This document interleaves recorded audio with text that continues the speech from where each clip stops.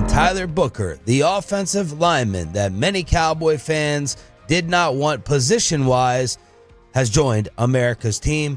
Bobby, take us inside the War Room, Ford Center at the Star in Frisco for the way this all played out. Yeah, this is it is a sexy pick. Actually, it's the opposite. It's not a sexy pick. It is a good pick. This is a good player, and they ended up with this pick because they didn't get Tet McMillan. So Tetairoa McMillan was their top target. Everybody you talked to around the team leading up to the last week was like, yeah, we're all just really hoping that it's McMillan.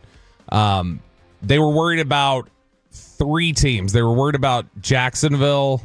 They were worried about New Orleans. They were worried about a team trading up. And the team they were specifically worried about trading up, I think, was Denver. They thought Denver might come up and jump them and try to get McMillan. Did any of you foresee, did any of the mocks consistently have Carolina? Because this felt like it hit out of the blue. Carolina consistently for the last 3 months was one of those teams where they had the same player mocked to him every single time, and it was Jalen Walker from Georgia.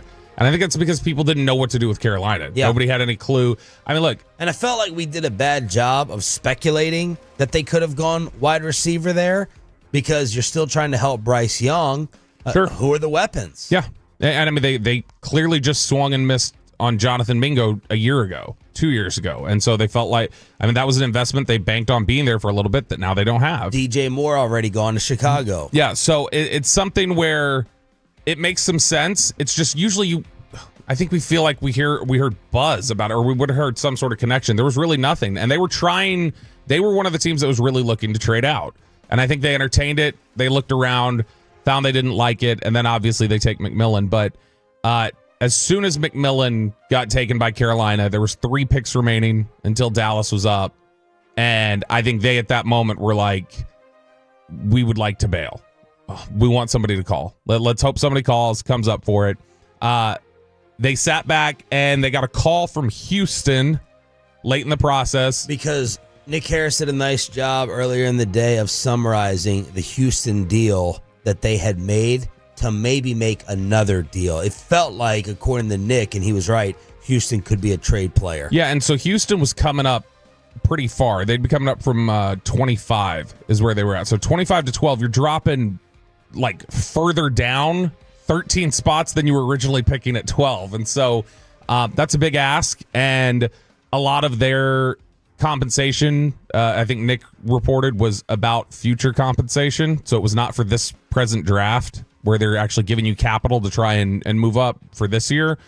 And Dallas obviously is a team that needs assets now, and they need things right now. And so I think the Cowboys felt like they were being lowballed a little bit, and they kind of went back and forth for a little bit. I think they got Houston to concede to a little more, but then... And Houston's pick would have been where if you dropped down? 25. 25. Yeah, you're dropping far down. You're going down. And you have to feel like a combination of Walter Nolan, of a receiver, and Booker were going to be there, right? At 25? Let's say Houston gave you what you wanted, and you went down to 25. What do you think would have happened?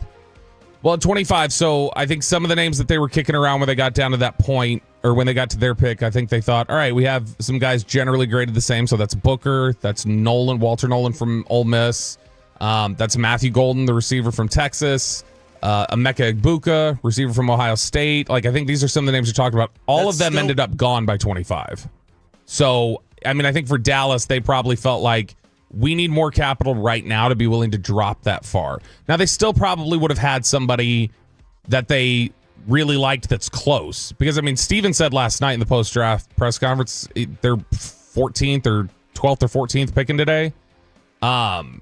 He said that they have way more than 14 players right now that they like. Like, he's confident somebody's getting to them right there. And I think he's right. I think they've got a lot of people that could get to them. But that was a significant drop that they weren't willing to do. And so when it got down to it, the Cowboys essentially had a bunch of players grouped together that were all really tight. We've heard this a lot, that players 10 through 40 for most of these teams right now are really closely graded together, more than they've ever been before. Nick said it yesterday that he's got like over 100 players graded with 1 through 3 grades because there's so many second and third round type players in this draft. And so when they were at that spot, you had Tyler Booker from Alabama as one of the players that was graded near the top for them. Texas receiver Matthew Golden, Walter Nolan, who we just referenced, Texas A&M defensive end Shamar Stewart was probably in that conversation. Georgia linebacker Jalen Walker. Like, those are some of the guys you're talking about.